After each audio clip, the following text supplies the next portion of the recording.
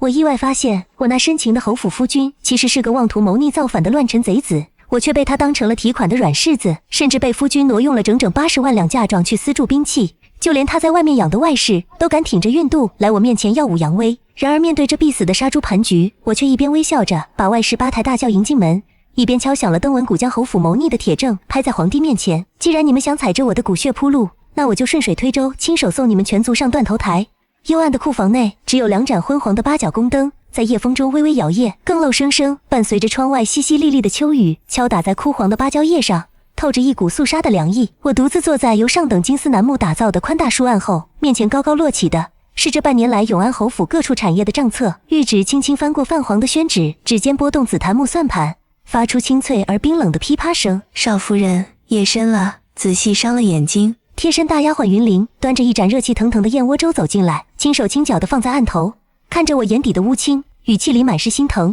我没有抬头，目光依旧死死盯在账本最后一页的汇总上，嘴角缓缓勾起一抹极其嘲讽的冷笑。伤眼，若是不看个清楚，只怕日后连命怎么丢的都不知道。云玲闻言，脸色骤然一白，下意识地看了一眼紧闭的库房大门，压低了声音：少夫人，可是账目又出了岔子？何止是岔子，我合上账本，将其随手掷在案上，发出一声沉闷的声响。短短半年，以修缮封地祖宅，替公爹采买孤本古玩为名，从我名下江南商行的私库里流水般提走了整整80万两白银。80万两，这笔钱足够买下半个京城的繁华街道，足够装备一支万人大军1年的粮草。可永安侯府如今连府里下人新裁的秋衣用的都是我嫁妆里的料子，这般庞大的一笔银子就这么悄无声息地消失了。正说着，库房外传来一阵沉稳的脚步声。这么晚了，怎么还在看这些劳什子账本？随着温润如玉的声音响起，门被推开，永安侯世子裴景焕走了进来。他今日穿了一身竹青色的长服，玉冠束发，剑眉星目，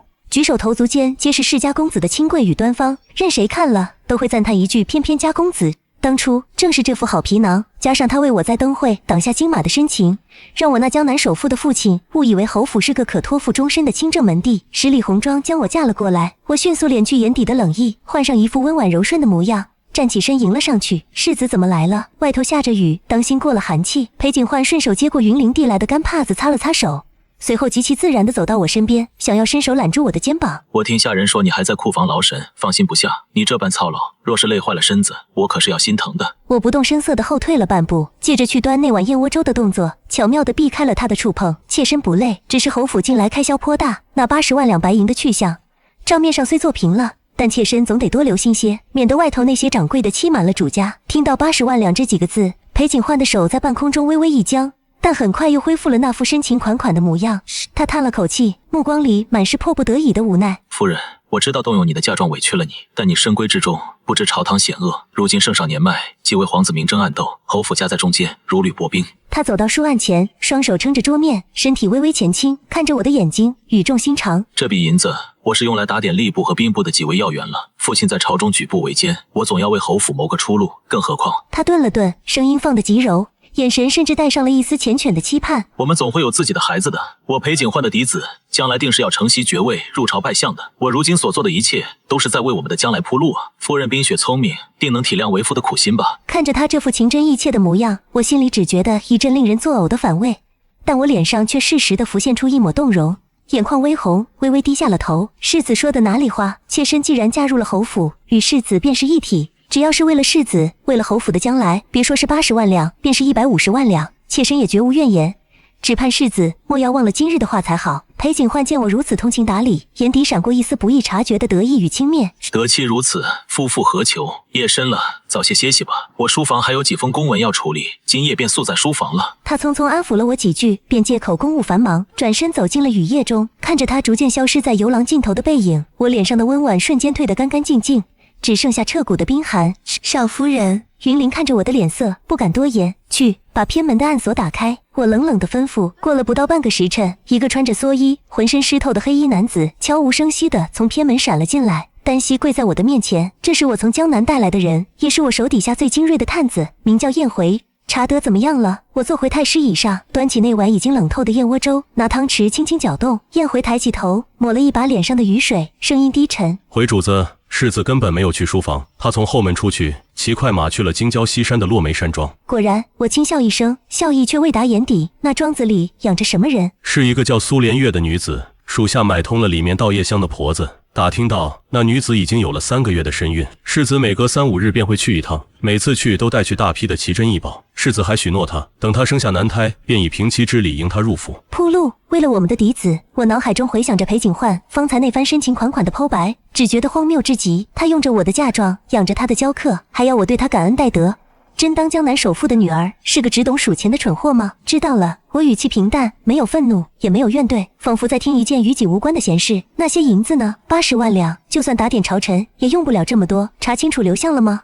这才是今夜的重头戏。我根本不在乎他在外面养了几个外室，一个苏连月还不配让我动气。我在乎的是我那80万两真金白银，到底被永安侯府填了什么无底洞？燕回的神色突然变得极其凝重，他甚至警惕地环顾了一圈四周，才压低声音，从怀里掏出一个被油布层层包裹的物件，双手呈递到我面前。主子，属下带人顺着运银子的车辙印一路往南追踪，那些马车根本没有去尚书府，也没有去吏部，他们出了京城，一路快马加鞭去了永安侯的旧封地青州。青州，我拨弄汤匙的手猛地一顿。青州地处偏远，山高皇帝远，且多是险峻的山脉。我将那层层油布解开，里面包着的不是账本，也不是银票，而是一块沉甸甸的带着暗红色锈迹与诡异焦味的粗铁残片。残片的边缘极其锋利，上面还沾染着一点尚未干涸的血迹。这是属下折了2个弟兄才从青州封地深山的一个隐秘营地里带出来的东西。燕回的声音在安静的库房里如同惊雷般炸响。主子，侯府借着修缮祖宅的名义买空了周围几个州府的生铁，他们根本不是在贪墨您的银子，他们在青州的深山里私铸兵器。轰隆，窗外猛地划过一道惨白的闪电，紧接着是一声震耳欲聋的惊雷，将整个库房照得亮如白昼。我死死地盯着桌面上那块沾血的铁片，呼吸在这一瞬间微微停滞，但随之而来的不是恐惧，而是一种难以言喻的战栗与兴奋。私铸兵器，屯兵封地，原来如此。永安侯府，裴宗泰、裴景焕，你们父子俩好大的胆子啊！本以为只是个贪图女子嫁妆的杀猪盘，却没想到竟然让我撞破了一桩足以诛灭9族的谋逆大案。我缓缓靠在椅背上，看着跳动的烛火，眼中慢慢浮现出极其冷酷的杀意。裴景焕，既然你想要用我的钱来为你铺这条通天大路，那我就顺水推舟，亲手送你们整个侯府上断头台。第2日清晨，永安侯府正堂，地笼烧得极暖，淡淡的沉水香在紫铜瑞兽炉中袅袅升起。我端坐在下手，低垂着眉眼，端着一盏极品大红袍，静静地听着坐在主位上的公爹裴宗泰长吁短叹。如今这世道，太平日子过久了，底下的人办事越发不尽心。裴宗泰拨弄着拇指上的翡翠扳指，眉头紧锁，语气里透着几分忧国忧民的虚伪。景焕啊，前些日子为父让你去南边采办的那批太湖石和奇木，怎么至今还卡在江州的水路上？这若是耽误了进献给上面那位贵人的日子，咱们侯府可是要吃罪的。裴景焕立刻站起身，恭敬地回话：父亲息怒，并非儿子办事不力，实在是那批货物太过沉重庞大，南边的水路向来被几大商帮把持，咱们侯府的船只吃水浅，又没有官府的特别通关文牒，沿途关卡盘查急验，这才耽搁了行程。说罢，裴景焕转过头，目光若有似无地落在了我的身上。太湖石、奇木，沉重庞大。我端着茶盏的手稳若泰山，连半滴茶水都未曾晃出，心里却如同明镜一般透亮。那哪里是什么太湖石，分明是他们从南边各州府暗中搜罗来的生铁与金刚。私铸兵器可是死罪，走陆路极其容易暴露出车辙印的深浅，引人怀疑。唯有走水路，借着南方庞大商船的掩护，才能神不知鬼不觉地运到青州封地。他们父子俩在这里演制出双簧，无非是盯上了我手里的江南漕运。我放下茶盏，用丝帕轻轻按了按嘴角，缓缓站起身，打破了堂内的寂静。公爹，世子可是遇上了什么难处？我语气温婉，带着恰到好处的关切。妾身方才听世子提及南边的水路，恰好妾身出嫁时，父亲陪送了几条跑江南水路的商船，虽然算不上什么大势力，但在江州一带还是能说得上几句话的。裴宗泰的眼中闪过一丝狂喜，但很快被他压抑下去。他故意板起脸，摆了摆手：这怎么成？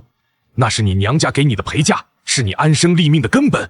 咱们侯府堂堂公侯之家，怎能轻易动用媳妇的嫁妆？若是传出去，岂不是让人戳着脊梁骨，骂老夫不要脸面？我心中冷笑连连，你若是还要脸面，我那80万两白银又是怎么凭空消失的？公爹此言差矣。我上前一步，目光诚挚，妾身既已入了侯府的门，生是裴家的人，死是裴家的鬼，侯府一荣俱荣，一损俱损。如今侯府有难处，妾身怎能袖手旁观？再者，那些商船闲着也是闲着，若能为公爹和世子分忧，才是他们最大的造化。裴景焕走到我身边，一把执起我的手，满脸的感动与深情。夫人，你竟如此深明大义，我裴景焕此生能娶你为妻，真是不枉此生。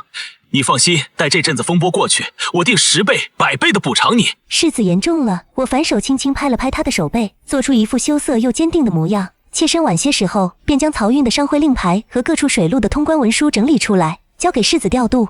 只要能保侯府平安鼎盛，妾身付出什么都愿意。裴宗泰终于忍不住捋着胡须大笑出声：好，真是我裴家的好媳妇儿。看着这对父子自以为得计的嘴脸，我微微垂下眼眸，掩去了眼底深不见底的冰寒。拿去吧，尽情的拿去吧，欲使其灭亡，必先使其疯狂。你们以为接手的是一条财路，却不知那是我为你们精心铺就的黄泉水路。3日后，城外渭水码头，秋雨如注，狂风卷着冰冷的雨丝打在江面上，泛起层层白色的水雾。我撑着一把素色的油纸伞，站在高高的栈桥上，狂风吹得我的裙摆猎猎作响，我却站得笔直，静静地看着下方。码头上，永安侯府的大管家正趾高气昂地指挥着侯府的府兵，强行登上了我名下最庞大的5艘3桅商船。那些曾经只听命于我的江南船老大们，看着侯府管家手里那块属于我的商会令牌，纷纷低下了头，退到了一旁。主子，您就真这么把漕运的命脉交出去了？燕回站在我身侧，替我挡着风雨，斗笠下的眼神充满了不甘和愤怒。这可是老爷留给您最重要的一张底牌，没了这些船和水路，咱们在京城的消息网就要断了一半。他们这是在吃您的肉，喝您的血啊！我静静地看着侯府的管家将侯府的旗帜插上了桅杆，嘴角勾起一抹冰冷的弧度。燕回，你记住，这世上最锋利的刀，往往不是握在自己手里的那一把。我转过身，看着远处朦胧在雨雾中的巍峨皇城。我一个深闺妇人，就算查到了他们私铸兵器的铁证，若直接去敲灯闻鼓，只怕还没走到宫门口，就被侯府的暗卫灭了口，或者被说成是得了失心疯。造反这种事，得让皇上自己最信任的狗去查，才能坐实了。燕回一愣，随即反应过来，压低了声音惊呼：您是说暗探司那位传闻中杀人不眨眼、活阎王一般的九门提督兼暗探首领萧寒州？我微微颔首，萧寒州，新帝手中最锋利的一把刀，他无父无母，无牵无挂，不结交任何朝臣，只忠于皇权。他掌管的暗探司犹如一张无形的巨网，监视着京城乃至天下的一举一动。我把船交给裴家，就是要让他们把那些见不得光的废铁堂而皇之的装上船。我从袖中拿出一封早已写好的密信，递给燕回，去把这份名单和我们商船最近几个月一城吃水的航行记录，以及裴家接手商船的消息，不小心漏给暗探司在城南当铺的暗桩。裴家父子以为有了我的通关文牒就能畅通无阻，但他们不知道，一旦被萧寒州这条疯狗咬上，不死也要脱层皮。他们利用我的商船运送兵器，留下的每一道水痕都会成为日后抄家灭族的铁证。属下明白。燕回眼中闪过一丝兴奋的光芒，双手接过密信，身影瞬间消失在雨幕中。我独自撑着伞，缓缓走下栈桥，坐进了侯府来接我的马车。回府吧。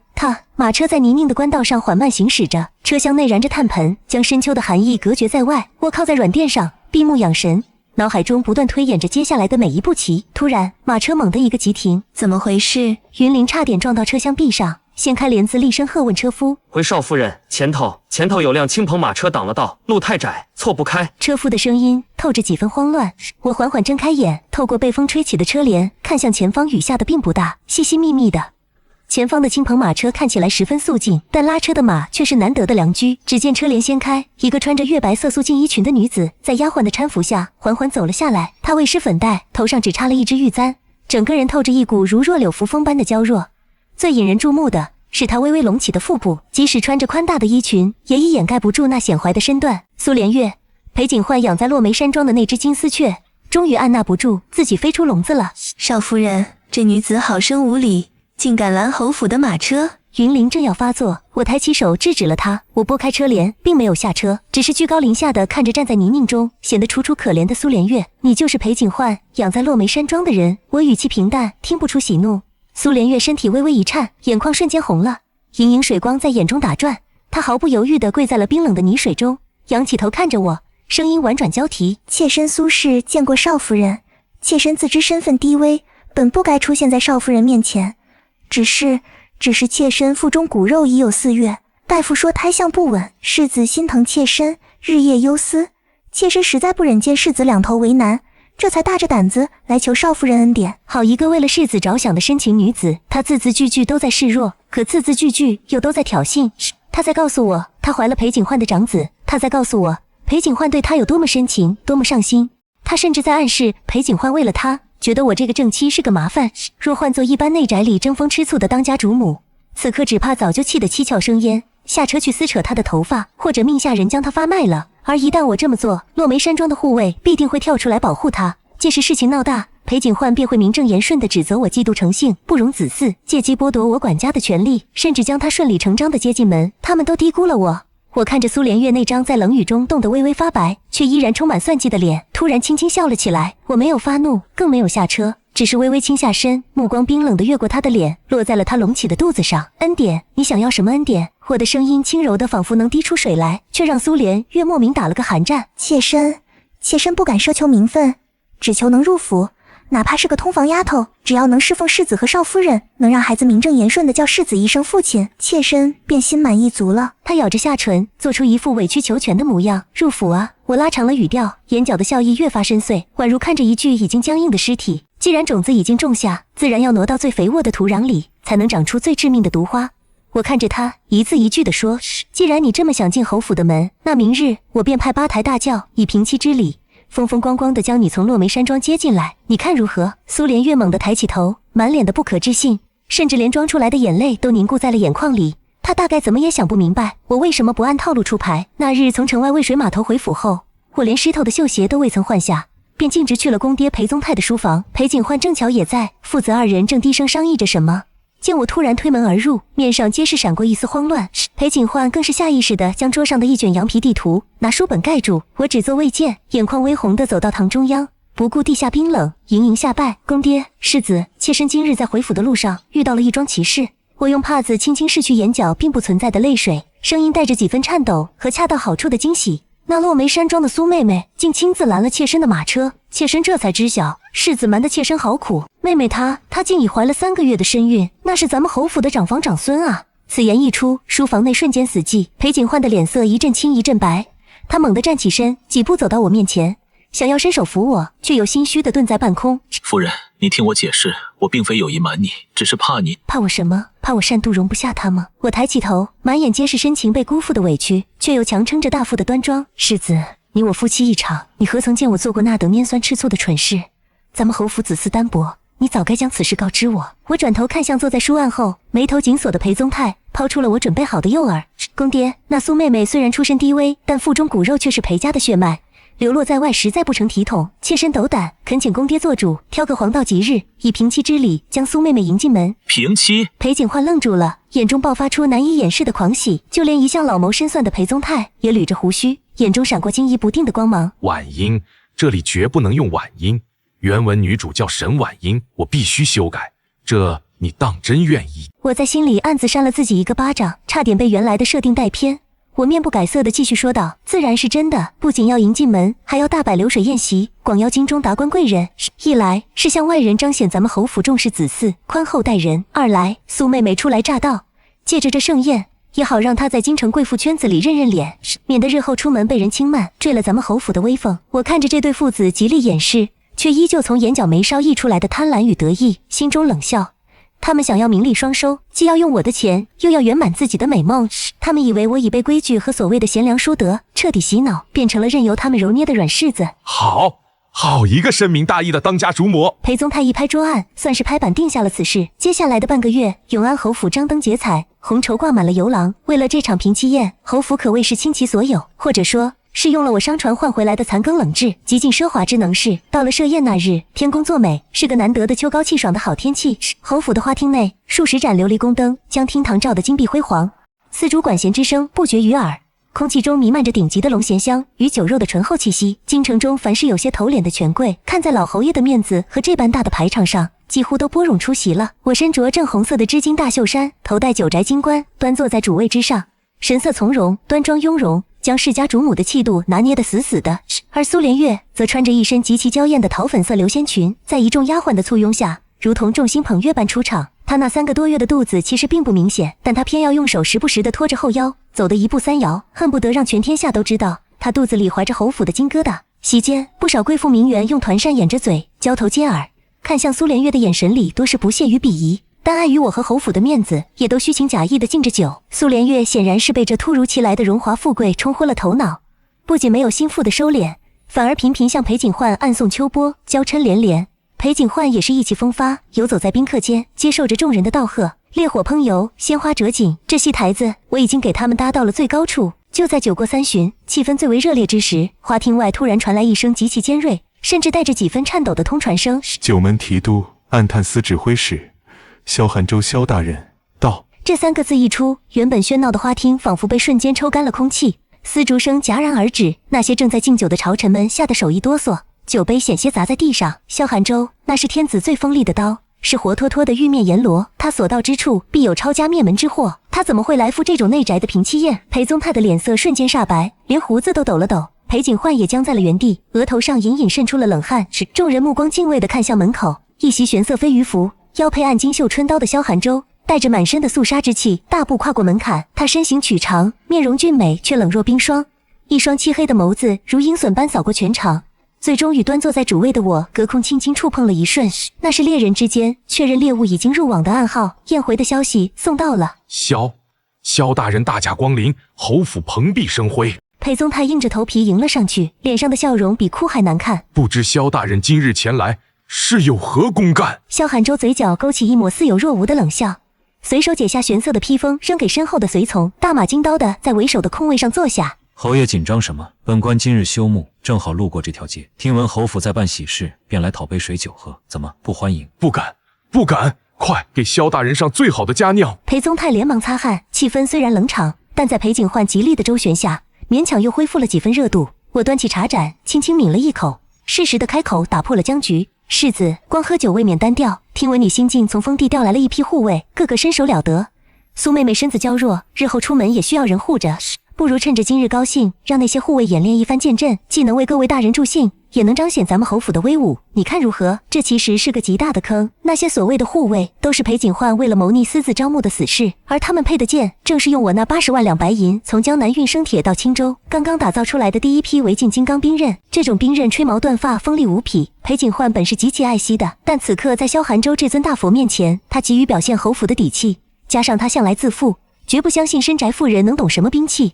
更为了在苏连月面前充脸面，他思忖片刻，竟笑着应允了。夫人提议急事，来人，传我手令，叫西院的护卫上堂献议。不多时，一队穿着侯府常服、面容肃杀的壮汉步入花厅，他们手中皆握着未出鞘的长剑。随着一声令下，剑阵发动，唰，长剑齐齐出鞘，寒光四射，将厅内烛火的倒影瞬间割裂，剑气森然，杀气腾腾。这哪里是普通的府兵？分明是久经沙场、只知杀戮的死士。萧寒州原本漫不经心把玩着酒杯的手指微微一顿，他那双冷厉的眸子瞬间眯了起来，死死锁定了那些护卫手中的兵刃。剑阵演练至高潮，一名护卫为了展示威力，按照预先排练的套路，猛地一跃而起，双手握剑，朝着摆在厅堂中央的一个半人高的青铜大鼎劈去。那是前朝的古董，厚重无比。只听当的一声脆响，火星四溅，没有剑刃卷口的声音，也没有沉闷的磕碰声。那柄看似寻常的长剑，竟如同切豆腐一般，生生地将那尊青铜大鼎的边缘削下了一大块齐整的铜块。咣当，铜块落地，震耳欲聋，满堂宾客皆是倒吸一口凉气。好锋利的宝剑！不知是谁脱口而出赞叹了一句，裴景焕的眼中闪过一丝掩饰不住的得意，刚想开口自谦，确实是好剑。一个冰冷至极的声音打断了所有的喧哗。萧寒州不知何时已经站起了身，他一步步走到大厅中央，弯腰捡起那块被削下的青铜，指腹在光滑如镜的切口上轻轻抚过，随后他猛地抬起头，目光如出鞘的利刃般直刺裴景焕。大夏律例，凡生铁金刚皆由兵部统一调拨，非将领出征，任何人不得私铸私藏。萧寒州缓缓走向那个持剑的护卫，语气森寒入骨。这种锻造工艺，这种切金断玉的锋利程度，连禁军中最精锐的羽林卫都未曾列装。他猛地伸出手，一把扣住那护卫的手腕，夺过长剑，屈指在剑身上一弹，汪，剑鸣清脆，宛如龙吟。而在那雪亮的剑脊上，赫然浮现出了一层犹如水波纹般极其繁复的暗纹，那是青州黑铁矿特有的锻造痕迹。雪花顶铁。萧寒州一字一顿地吐出这4个字，整个花厅的气温瞬间降至冰点。裴世子，你一个闲散侯爷的世子，从哪里弄来的这等足以武装一支精锐铁骑的绝命兵刃？砰！裴宗泰手中的酒杯砸在地上，摔得粉碎。裴景焕更是双腿一软，脸色苍白如纸，他慌乱地辩解：萧大人误会，这是祖上流传下来的。祖上流传，萧寒舟冷笑，刀锋般的目光扫过那些浑身紧绷、随时准备暴起的死士护卫。祖上传下来的兵刃，会带有刚刚出炉还未褪去的火毒之气。气氛瞬间剑拔弩张。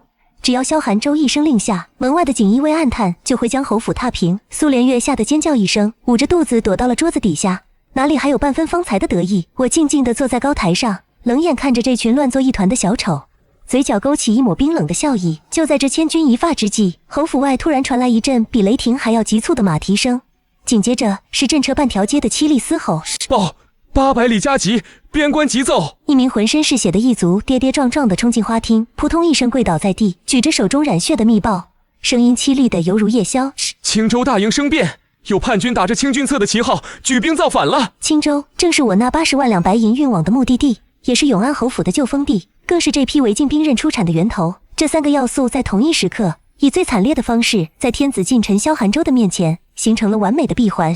萧寒舟猛地转头，死死盯着面无人色的裴家父子，手已按在了绣春刀的刀柄上，杀机毕露，网收了。800里加急的军报如同平地炸起的一声惊雷，将永安侯府这烈火烹油的繁华景象劈得粉碎。花厅内死一般的寂静，只有外头初秋的冷雨砸在琉璃瓦上的声音，一下接着一下，如同催命的丧钟。萧寒舟豁然起身，飞鱼服的裙摆在空中划过一道凌厉的弧度，他一把揪起那名浑身是血的异族，厉声喝问：青州大营统领是谁？叛军主将又是何人？回大人，叛军打出的旗号是永安侯府旧部的虎啸旗，领兵的自称是侯爷当年的副将陈渊。异族大口喘着粗气，断断续续地吐出了这几句话。陈渊这个名字一出来，裴宗泰两眼一翻，险些直接撅过去。裴景焕更是如遭雷击，跌坐在椅子上，嘴唇哆嗦着，半个字也说不出来。谁都知道陈渊是裴宗泰当年在青州封地时最信任的心腹，这哪里是什么底下人生变，这分明就是侯府在背后主导的谋逆。来人！萧寒舟一把推开异族，抽出了腰间的绣春刀，冷冷地下达了军令：传本官手令，调集北衙禁军，即刻封锁永安侯府，府内上下连一只苍蝇也不许飞出去，违令者就地格杀。言罢，他冷冷地瞥了一眼瘫软如泥的裴家父子，连半句废话都没有，带着随从大步流星地冲入雨幕，直奔皇宫而去。他要去向天子复命，也要去调集镇压叛乱的大军。萧寒舟前脚刚走，花厅里的达官贵人们便如同炸了锅的蚂蚁，疯了一般的往外逃，生怕沾染上这谋逆的诛九族大罪。裴景焕猛地回过神来，冲上去死死抓住他父亲的胳膊，压低声音嘶吼：父亲，陈渊怎么会突然起事？不是说好了要等我们在京城打通兵部的关节，拿到换防图再动手吗？裴宗泰反手狠狠抽了裴景焕一记耳光，双目赤红，宛如困兽。蠢货，定然是走漏了风声，或者是那边出了什么变故。现在说这些还有什么用？还不快随我去书房！父子俩连滚带爬地往书房奔去，全然顾不上还躲在桌子底下瑟瑟发抖的苏连月。我静静地坐在主位上，端起那杯已经冷透的茶，一饮而尽。茶水苦涩，却压不住我心头涌起的快意。少夫人，云林吓得俏脸煞白，紧紧抓着我的衣袖。咱们该怎么办？侯府被封锁了，咱们是不是也会被当成叛党乱刃分尸？我放下茶盏，缓缓站起身，目光平静地出奇。慌什么？这侯府的门，萧寒舟封得住别人，封不住我。我带着云灵避开前院混乱的人群，径直回了我的主院。一进房门，我便厉声吩咐云灵替我更衣，把这身正红色的诰命服脱下来，头上的九宅金冠也摘了。云灵虽不明所以，但还是手脚麻利地替我卸下了那满身的珠翠与华服。我走到衣柜前，从最底层翻出了一套没有任何刺绣与花纹的素白麻布长裙。这是大夏朝百姓在遭遇天大冤屈，准备叩服告御状时穿的推素。换上才素，我用一根木簪将满头青丝随意挽起，褪去了华丽的伪装。镜子里的我只剩下面色苍白，却眼神如铁的决绝。我走到床榻前，按动了机关，床板下弹出了一个极其沉重的紫檀木匣子，这里面装着我名下江南商行所有的流水账目、漕运船只的航行轨迹、裴家父子挪用嫁妆的证据，以及燕回从青州带回来的雪花机铁残片和密信。这是我隐忍半年，一点一滴收集起来的，足以将永安侯府送入18层地狱的催命符。主子，属下已安排妥当。燕回不知何时从窗外翻了进来，他换上了一身不起眼的蓑衣。侯府的前后门虽然都被禁军封死了，但咱们院子后头连着的那条活水渠有一处极隐蔽的水闸，属下已经准备了一艘小乌篷船，可以神不知鬼不觉地通向城外的护城河。好，我抱起沉重的木匣，没有回头看这间我住了半年的华丽囚笼，大步踏入了风雨之中。狂风暴雨席卷着整座京城，巍峨森严的皇城大门前，两排手持长戟的御林军如同雕塑般在雨中伫立。在宫门左侧，高高矗立着一面巨大的牛皮大鼓，鼓身因为常年风吹雨打，已经呈现出一种暗沉的紫黑色。这是大夏开国皇帝设立的登闻谷，按律，凡百姓有通天奇冤，地方官府不敢管，不能管者，皆可来敲击此鼓。鼓声一响，直达天听，皇帝必须亲自上朝问案。但敲登闻谷的代价极其惨烈，在陈述冤情之前，敲鼓者必须先滚过30米长的钉板，或是承受50杀威棒。数十年下来，这面鼓早已成了摆设，因为但凡敢敲鼓的人，多半在见到皇帝之前就已经断了气。我抱着木匣，在一片瓢泼大雨中，一步步走向了那面登闻谷。站住！皇城重地，闲杂人等不得靠近。为首的御林军校尉拔出腰间佩刀，厉声喝止。我充耳不闻，脚下的布鞋已经完全被泥水浸透。我走到骨架前，放下了木匣，然后伸手拿起了那2根沉甸甸的、足有耳臂粗细的枣木鼓槌。大胆狂妇，你可知那是登闻谷？擅敲者先受50几杖，死生不论，还不快退下！校尉大惊失色，立刻挥手示意士兵上前拿人。我猛地转过身，一双眼睛在雨夜中亮得惊人，宛如燃烧的烈火。我乃永安侯世子裴景焕之正妻，我怀揣叛贼谋逆的铁证，事关大夏江山社稷，数十万边关将士的生死存亡，谁敢拦我？我这一声厉喝，夹杂着内力的激荡，竟将那些冲上来的士兵震得停滞了一瞬。趁着这个空当，我转过身，咬紧牙关，抡起沉重的箍锤，用尽全身的力气，朝着那面巨大的牛皮鼓面狠狠地砸了下去。咚！沉闷悠长，却带着撕裂苍穹般力量的鼓声，在暴雨中轰然炸响。数十年未曾响过的登闻谷，在今夜如同蛰伏已久的巨兽，发出了震天动地的咆哮。咚咚咚！我一下又一下地敲击着，粗糙的枣木鼓锤磨破了我的掌心，鲜血混着雨水流淌下来，染红了鼓面，也染红了我素白的衣袖。我感觉不到痛，我的脑海中只有那80万两白银的去向，只有这半年来受尽的虚伪与算计，只有那即将到来的痛快淋漓的清算。鼓声穿透了重重宫墙，惊醒了沉睡的后宫，也惊动了正在御书房内因为青州叛乱而焦头烂额的天子。臣妇叩齿，状告永安侯裴宗泰，世子裴景焕私藏违禁兵刃，吞没民间巨资，勾结封地旧部，意图谋逆造反。我声嘶力竭的呐喊，伴随着最后一声震耳欲聋的鼓响，回荡在皇城上空。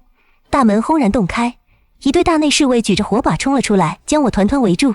走在最前面的是刚刚赶到宫中复命的萧寒舟，他看着浑身湿透、满手鲜血，却将脊背挺得笔直的我，冷漠的眼中第一次闪过一丝极难察觉的震动。带他进殿。萧寒舟的声音在大雨中显得异常低沉。陛下要亲自审问。太极殿内灯火通明，亮如白昼。我跪在大殿中央冰冷的金砖上，旁边放着那个紫檀木匣，我的手掌还在滴着血，但我的神色却如同一潭死水般平静。高高的丹壁之上，大夏的新地面沉如水，周身散发着令人窒息的天子威压。大殿两侧被紧急召见入宫的几位阁老和6部尚书皆是噤若寒蝉。不多时，殿外传来一阵铁甲碰撞的脚步声，裴宗泰和裴景焕被五花大绑，有锦衣卫像拖死狗一样拖了进来，狠狠地按倒在地上。他们本以为在府内死守还能拖延1、2，却没想到萧寒舟的动作那么快，直接破门拿人。逆臣裴宗泰，你可知罪？新帝的声音不大，却带着无尽的杀意。陛下明鉴，老臣冤枉啊！裴宗泰不顾形象地在地上磕头，额头瞬间见血。青州生变，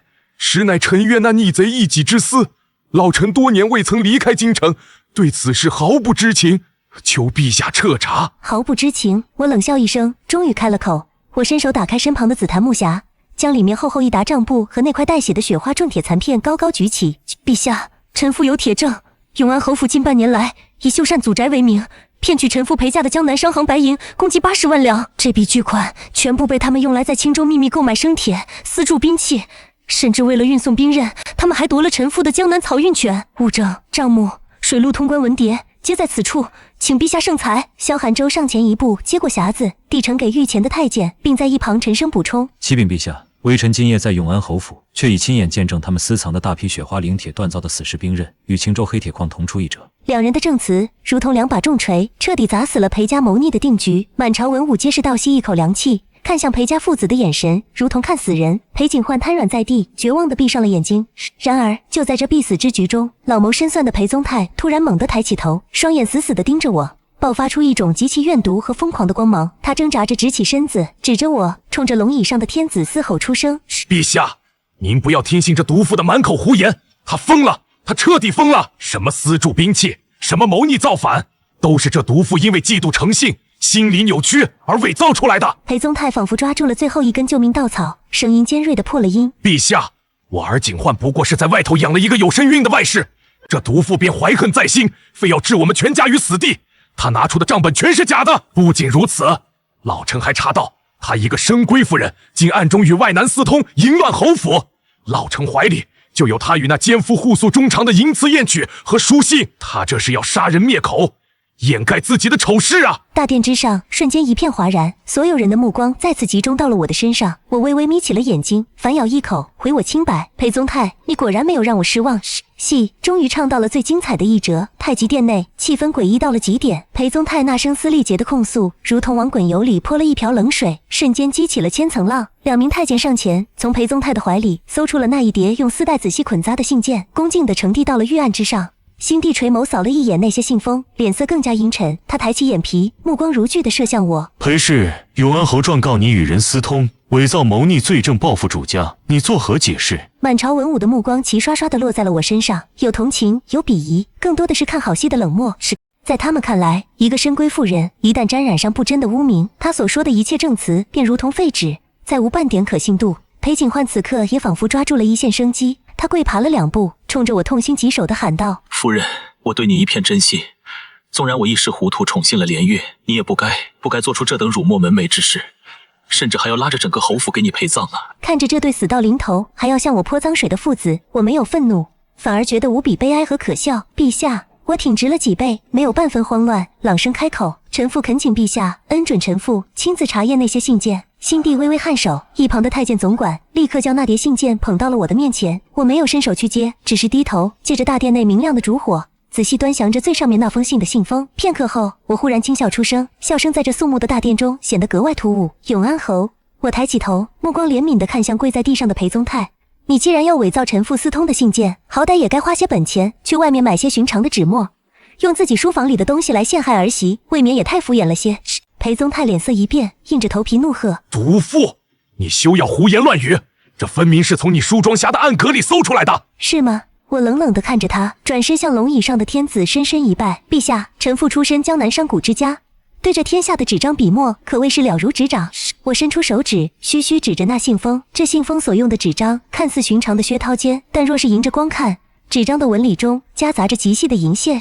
此乃江南特供的银丝诚心堂纸，3年才产出110刀，极其昂贵。当初臣妇出嫁时，父亲曾在嫁妆里放了10刀此纸。入府后，世子曾言此纸书写极佳，便将这10刀纸全数要去了他的书房。不仅如此，这信封上还残留着淡淡的降真香的气味，这更是世子书房常年燃烧的熏香。我转过身，居高临下地看着裴景焕，语气嘲弄：世子殿下，难道我那所谓的奸夫不仅能随意进出你的书房偷用你的诚心堂纸，还顺便在你的香炉里熏了熏信封再送给我？裴景焕的脸色瞬间惨白，豆大的汗珠从额头上滚落下来，嘴唇黏乳着，却说不出半句反驳的话。殿内的几位阁老听闻此言，纷纷交头接耳，看向裴家父子的眼神已经带上了几分鄙夷。这种拙劣的栽赃手段，在朝堂这些老狐狸面前，简直是贻笑大方。陛下，我不再理会裴景焕，伸手打开了一旁的紫檀木匣，从中取出了一把通体乌黑、算珠由纯银打造的铁算盘。欲加之罪，何患无辞？侯爷想用这种下作手段转移视线，臣妇偏不让他如愿。今日臣妇便在这太极殿上，替陛下，也替这满朝文武，好好算一算永安侯府这笔谋逆的糊涂账。哈！我将算盘重重地搁在冰冷的金砖上，恳请陛下恩准臣妇当堂核对账目。臣妇不仅要证明这80万两白银的去向，还要证明青州叛乱的军械究竟是如何运出京城的。辛帝看着我手中的铁算盘，眼中闪过一丝锐利的光芒。他沉默片刻，沉声道：准。谢陛下。我跪坐在金砖上，打开匣子，将那厚厚一沓账簿在面前一字排开，深吸一口气，我的手指瞬间在银色算珠上翻飞起来，噼啪噼啪，清脆而密集的算盘声在大殿内回响，仿佛是在敲打着裴家父子的催命符。元和3年2月初5，永安侯府账房以采买南阳奇珍为由，从臣妇江南钱庄支取白银15万两。同年3月12，以修缮封地青州祖宅为由，支取20万两。5月初8，我语速极快，吐字清晰，每一笔账目都精准到了几两几钱，甚至连提款的掌柜名字、钱庄印信的位置都丝毫不差。算盘声越来越快，犹如疾风骤雨。至8月15，共计支取白银83万5420两。陛下，此账本上皆有永安侯府大管家与臣妇名下各处掌柜的画押，铁证如山，绝无伪造之可能。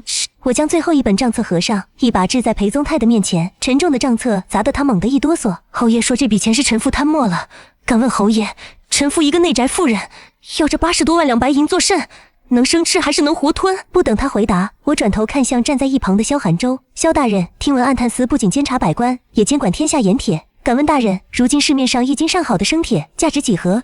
萧寒州微微挑眉，他看着我，眼底深处掠过一抹极淡的赞赏，沉声答道：回陛下，回裴夫人，按市价一斤上好生铁约合白银3000，若是精炼成打造兵刃的雪花斗铁，加上折损和炭火人工，一斤约合白银2两。多谢萧大人，我点了点头，手指在算盘上拨弄了2下，83万两白银，若是全部折算成雪花坚铁，足足有40万斤。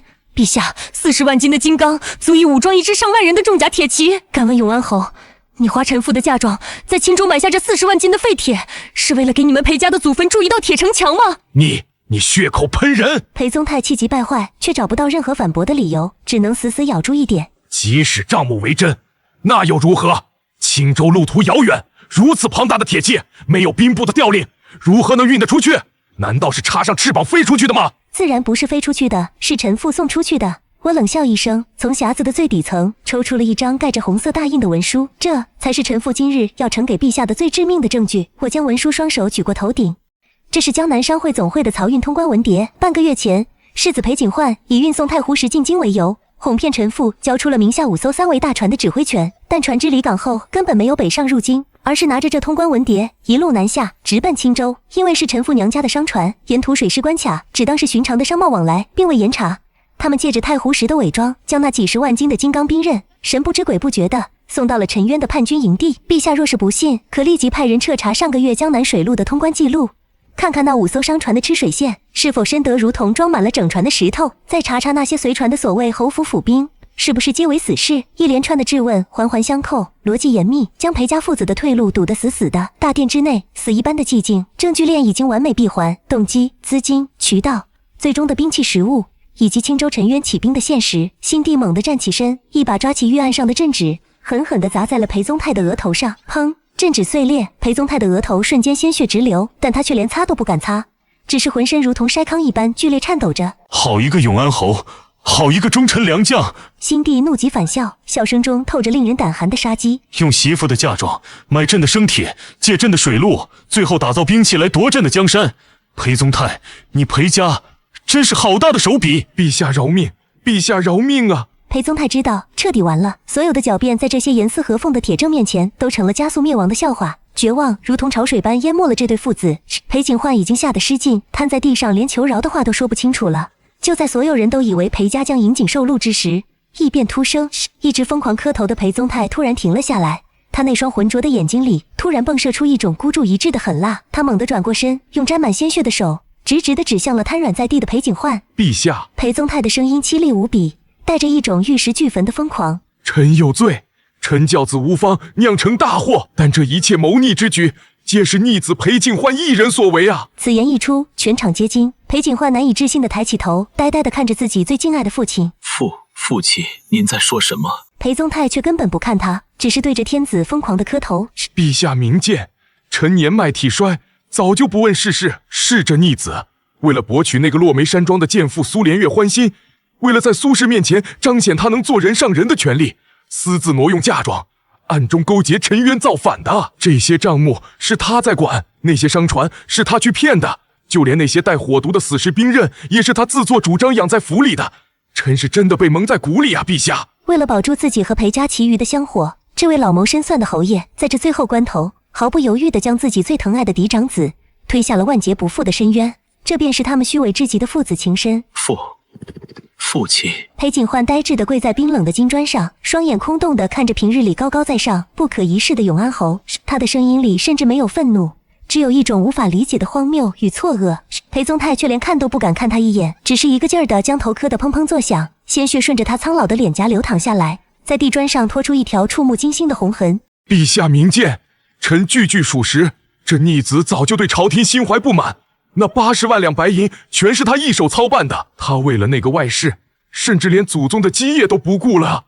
裴宗泰的每一句话都像是一把淬了毒的刀，狠狠地扎进亲生儿子的心窝。好一个父慈子孝！高坐在龙椅上的辛帝发出一声极其冰冷的嗤笑，这笑声在空旷的大殿中回荡，令人毛骨悚然。永安侯，你当这是3岁小儿吗？40万斤的生铁，数十万两的白银，没有你这个老子在青州旧部里的威望，凭他一个只知道在女人肚皮上用功的废物世子，能调得动陈渊？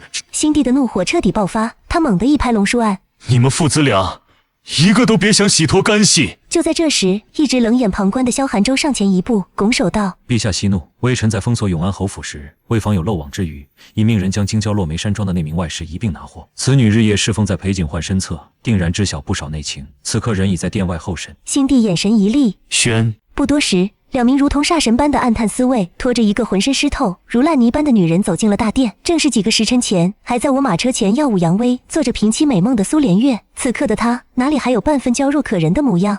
华丽的桃粉色流仙裙沾满了泥水，精心的发髻早已散乱，脸上厚厚的脂粉被雨水冲刷出斑驳的痕迹，整个人抖得像秋风中的落叶。当他被粗暴地扔在大殿中央，抬起头看到周围威严的百官，看到龙椅上满面杀气的天子，以及瘫软在血泊中的裴家父子时，他发出了极其凄厉的尖叫：“大胆刁妇，御前安敢喧哗！”太监总管一声厉喝，苏连月吓得赶紧捂住嘴，拼命地在地上磕头。萧寒舟居高临下地看着他，手按在绣春刀上，声音如同来自九幽地狱：“苏氏，永安侯指认世子裴景焕谋逆造反，你作为他的枕边人，若是能如实招供他平日里的反叛之言，本官可奏请陛下留你一个全尸；若是敢有半句虚言，诏狱里剥皮抽筋的刑具正等着你。”全尸和剥皮抽筋2个词彻底击溃了苏连月本就脆弱的心理防线，他猛地抬起头，像抓住救命稻草一样，毫不犹豫地将所有的脏水都泼向了那个曾经对他海誓山盟的男人。民女招，民女全都招。苏连月的声音尖锐地变了调：“陛下饶命啊！民女只是个无依无靠的弱女子，是被裴景焕强掳进山庄的，是他逼迫民女的。他平日里喝醉了酒，便在民女面前大放厥词。他说当今天子优柔寡断，不配坐这江山。他说他的父亲在青州已经练就了10万精兵，只要江南的兵器一到，便能直捣黄龙。他还说……苏连月眼珠疯狂转动，不顾一切的编造，或者说是吐露着那些致命的狂言。他说等他当了皇帝，就废了家里的黄脸婆，封民女做皇后。陛下，民女所言句句属实，民女也是被逼无奈啊。”大殿内陷入了死一般的沉寂，那些阁老们纷纷低下头，连大气都不敢出。谋逆篡位，这是诛九族的大罪。这外室的一番话，算是彻底把永安侯府的9族都钉死在了棺材板上。贱人，你这个毒妇，我杀了你！一直呆滞的裴景焕在听到苏连月这番颠倒黑白，将他推向深渊的供词后，终于爆发出了一声凄厉的嘶吼。他不知道从哪里爆发出一股力量，猛地挣脱了锦衣卫的束缚，如同疯狗一般扑向了苏连月，双手死死地掐住了他的脖子。我对你那么好，我把奇珍异宝都捧到你面前，你竟然敢害我！我要拉着你一起死！裴景焕双目赤红，面容扭曲如恶鬼。苏连月被掐得直翻白眼，双手拼命地拍打着裴景焕的脸，尖长的指甲在他的脸上留下一道道血痕。放肆！萧寒舟冷哼一声，抬腿一脚重重地踹在裴景焕的胸口上，伴随着几声骨头断裂的闷响，裴景焕如同破布麻袋一般飞了出去，重重地砸在盘龙柱上，猛地喷出一大口鲜血。他瘫软在地上，大口大口地喘着粗气，眼神渐渐涣散。父亲为了自保将他当作弃子，他捧在手心里的爱人为了活命将他反咬一口。在生死面前，他引以为傲的侯府权势，他自诩风流的真爱，都成了一个彻头彻尾的笑话。最后，他那绝望的目光缓缓转动，落在了大殿中央那个一身缜素、神色冰冷，犹如一尊玉雕般站立的女人身上。那是他的结发妻子，他一直以为软弱可欺，只能任由他吸血的钱袋子。突然，裴景焕像是想起了什么，他连滚带爬地朝着我爬了过来，在地上拖出一条长长的血迹。他伸出沾满鲜血和泥水的手，想要去抓我干净的裙摆。夫人，夫人。他扬起脸，脸上满是鼻涕和眼泪，试图挤出一个深情的笑容。我错了，我真的知道错了，是我鬼迷心窍，是我被那个贱人蒙蔽了双眼。我们是结发夫妻啊，你忘了当年灯会我为你挡下金马了吗？你说过会永远陪着我的。你那么聪明，你能在这么短的时间内查出这么多东西，你一定有办法救我的，对不对？你去求求陛下，你把江南的家产全都献给陛下，只要能保住我一命，我以后给你当牛做马，我什么都听你的。看着这个跪在我脚下摇尾乞怜、毫无尊严的男人，我心中连一丝波澜都没有泛起。我微微后退了一步，避开了他那双肮脏的手，眼底浮现出极度的厌恶。裴景焕，事到如今，你竟然还想用我的钱来买你的命！我居高临下地看着他，声音轻的只有我们2个人能听见。你配吗？裴景焕愣住了，我缓缓蹲下身子，目光与他平齐，殿内的灯火在我眼中跳跃，折射出森寒的光芒。既然你提起了苏连月，那我就在送你上路前，让你死个明白。我微微轻身，凑近他的耳边，用一种只有他能听到的气声，一字一句地说道：你真以为这世上会有那么巧合的邂逅？你真以为苏连月是个家道中落、流落风尘的清高千金？裴景焕的瞳孔猛地收缩，呼吸陡然急促起来。3年前，我便察觉到了你眼底藏不住的贪婪与野心，于是我让人在江南花了50两银子，买下了一个因为偷窃主家财物而差点被乱棍打死的丫鬟。我找了最好的教习嬷嬷，教她琴棋书画，教她如何揣摩男人的心思，教她如何装出一副楚楚可怜、不染尘埃的模样。我看着裴景焕那张逐渐因为极度震惊而扭曲的脸，嘴角勾起一抹残忍的弧度。苏连月不过是我早就埋在你身边的一枚死棋，我用它来试探你对我究竟有几分真心。结果你不仅迫不及待地咬了钩，还蠢到把谋逆这么大的秘密都在他面前显摆。你这一生自诩风流多情，算计满盘，到头来你最爱的女人是我买来的，你造反的银子是我送的，就连你自以为天衣无缝的谋逆大计也是我亲手递到皇上面前的。裴景焕，你不是输给了天意，你是被我像碾死一只臭虫一样亲手碾碎的。裴景焕的喉咙里发出极其怪异的声响，他的双眼死死地暴突出来，眼球上布满了红血丝，仿佛随时会炸裂。他张大着嘴巴，想要嘶吼，想要大骂，想要告诉皇上这一切都是我的阴谋。可是极度的震惊、屈辱、绝望与悔恨交织在一起，化作了一口卡在喉咙里的脓血。噗！裴景焕猛地喷出一口黑血，整个人直挺挺地向后倒去。他的双眼圆睁，死死地瞪着大殿华丽的藻井，身体抽搐了几下，彻底没了动静。他没有死，但他的精神已经在这一刻彻底崩溃，成了一个彻头彻尾的疯子。我缓缓站起身，用洁白的绢帕慢条斯理地擦了擦刚才因为靠得太近而溅到手背上的一滴血迹，然后将那方绢帕随手丢在了他那张死不瞑目的脸上。启禀陛下，我转过身，面向龙椅，声音清脆而平静，在这死寂的大殿中回荡。罪臣裴景焕已认罪伏法。龙椅上的新帝将这一幕尽收眼底，他没有追问我与裴景焕最后说了什么。作为帝王，他只看重结果，而永安侯府的覆灭正是他肃清朝堂最需要的结果。新帝拿起御案上那枚象征着生杀大权的诛杀令箭，猛地掷在大殿中央，令箭落地，发出清脆的声响，也敲响了永安侯府最后的丧钟。永安侯裴宗泰世子裴景焕勾结旧部，私造兵器，意图谋逆，罪无可恕。天子的声音如同雷霆万钧，传朕旨意，将裴氏父子连同万氏苏氏即刻打入诏狱天牢，明日午时凌迟处死。永安侯府全族无论老幼，一律斩首示众，抄没全家，株连九族。裴氏妇人大义灭亲，揭发有功。念其是被蒙蔽受害，特赐和黎书一份，归还其全部嫁妆产业，加封一品护国夫人，赐金牌令箭，钦此。大殿之内，群臣齐齐跪倒，山呼万岁。在这一片肃杀与敬畏声中，我缓缓叩首，接过了那道象征着绝对自由与权力的圣旨。翌日午时，秋风瑟瑟，天色阴沉的仿佛能滴出水来。京城菜市口法场早已被里3层外3层的百姓围得水泄不通。永安侯府涉嫌谋逆、私铸兵器的大案，在一夜之间传遍了京城的大街小巷。曾经高高在上、不可一世的皇亲国戚，如今成了人人喊打的乱臣贼子。我并没有去刑场第一排凑热闹，而是包下了法场对面茶楼的2层雅座，临窗的位置，视线极佳。我换上了一身素净却制的极好的杭绸长服，手中捧着一盏刚沏好的君山银针，冷眼俯视着下方那座即将被鲜血染红的高台。主子，囚车押过来了。燕回站在我身后，低声说道。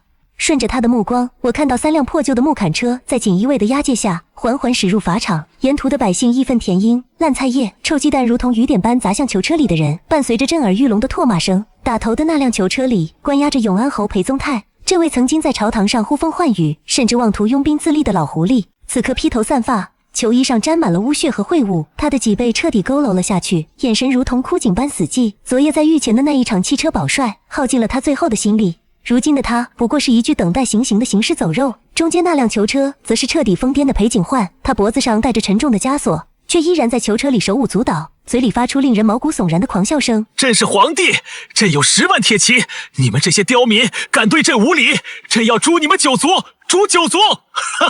他的脸上还留着昨夜被苏连月抓出的血痕，配上那副癫狂的神情，活像地狱里爬出来的恶鬼。极度的落差和被至亲至爱背叛的打击，已经彻底摧毁了他的神智。他宁愿躲在疯狂的幻觉里称孤道寡，也不愿面对即将被凌迟的现实。而最后一辆囚车里，则是苏连月，她蜷缩在囚车的角落里，浑身止不住的痉挛。经过昨夜赵玉的半宿折磨，她身上虽然没有明显的伤痕，但那双眼睛里只剩下对死亡极致的恐惧。她腹中的那个被裴景焕寄予厚望的长房长孙，在昨晚的惊吓与严刑拷打中，早已化作了一滩血水。少夫人，他们落得这个下场，真是罪有应得。云林站在一旁，看着下方狼狈的三人，长长的吐出一口恶气。我轻轻拨动着茶盏的盖子，吹散了水面上的浮叶，语气平静的像是在谈论今天的天气。罪有应得，这世上本没有那么多报应不爽。若不是我们步步为营，亲手将刀递到了陛下面前，此刻站在断头台上被满门抄斩的就是我们啦！咚！法场上，监斩官重重地敲响了催命的铜锣。53刻已到，验明正身，行刑。随着几支带着朱砂的令箭被扔在地上，刽子手举起了手中雪亮的鬼头刀。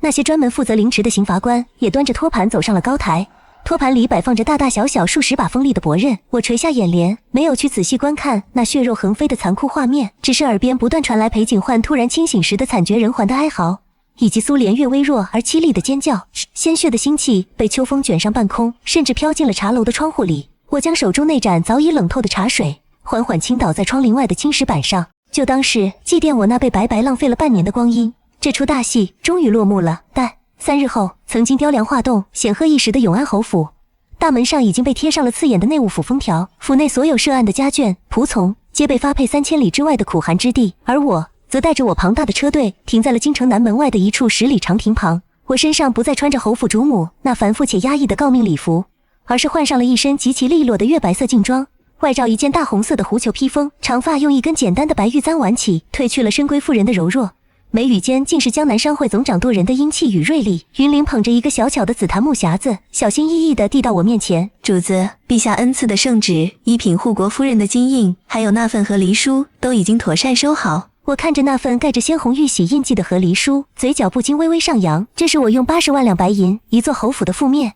以及一场惊天动地的朝堂风暴换来的绝对自由。江南那边都安排妥当了吗？我转头看向正骑在马上，负责统领整个护卫车队的燕回。燕回策马上前，抱拳凛然道：回主子，江南商会各处分号已经接到飞鸽传书，属于咱们的商船、店铺、钱庄已经彻底清查完毕。那些曾经企图趁着侯府出事，想要浑水摸鱼、吞并咱们产业的宵小之徒，也已被属下的人尽数料理，只等主子回南边重新主持大局。很好，我满意的点了点头。这场风波虽然凶险，但也彻底清除了我商会内部的隐患。经此一役，全天下的商贾都会知道，我这个江南首富的女儿不仅有钱，更有足以掀翻公侯世家，将人送上断头台的雷霆手段。以后再也没有人敢把主意打到我的头上。传令下去，启程回江南。我翻身上马，动作干净利落，再无半分侯府少夫人的骄矜。马鞭一挥，浩浩荡荡的车队开始在官道上缓缓移动，车轮滚滚，扬起漫天黄尘，仿佛要将这京城所有的阴谋与算计都远远地抛在脑后。就在车队即将驶出10里长亭的范围时，前方的官道中央突然出现了一骑玄色的身影，静静地拦住了去路。那人端坐在高头大马之上，一袭飞鱼服在秋风中猎猎作响，腰间的绣春刀散发着生人勿近的寒气，是萧寒州。燕回见状，立刻握紧了腰间的剑柄，周围的护卫也瞬间警惕起来。我抬起手，示意车队停下，随后我双腿一夹马腹，独自一人策马走到了队伍的最前方，与萧寒州隔着几步的距离，遥遥相对。萧大人今日不在，暗探司审查逆党，怎么有空来这城郊吹冷风？我看着他那张冷若冰霜的俊脸，语气中带着几分从容的调侃。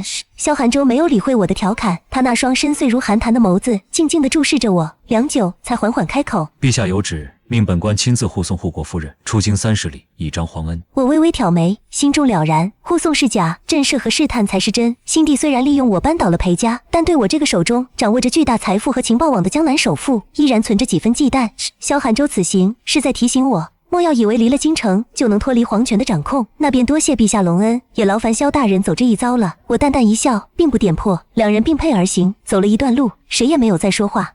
只有马蹄踩在落叶上的沙沙声在空旷的官道上回荡，直到快要抵达30里的地界，萧寒州突然勒住了缰绳。裴家父子虽然伏诛，但青州沉冤的叛军仍在负隅顽抗。萧寒州看着前方的群山，声音低沉的仿佛是在自言自语。朝廷的大军想要最快抵达青州平叛，走陆路太慢，唯有借道江南水路。狐狸尾巴终于露出来了。皇帝赐我一品诰命，不仅是为了安抚我，更是为了让我心甘情愿地交出江南水路的优先使用权。协助朝廷平叛。我看着萧寒州那紧绷的下颌线，突然觉得这个冷酷无情的暗探首领，在面对国家大事时，倒也有几分可爱的执着。我从怀中摸出一枚通体漆黑，上面雕刻着繁复水纹的铁质令牌，在手中轻轻抛了2下。这枚令牌一出，萧寒州的目光瞬间变得锐利起来。他认得这是江南商会总会的最高通行令，见此令者，如见大当家，可以无条件调动江南所有商船和码头。我加紧马腹，走到他身边，将那枚沉甸甸的令牌递到了他的面前。萧大人，回去转告陛下，我商贾之家虽重利，但也知国之不存，毛将焉附的道理。这枚悬水令便是我送给朝廷的最后一份大礼。萧寒州微微一怔，他显然没有料到我竟然会如此痛快地交出这张底牌，而且是直接交到了他的手里。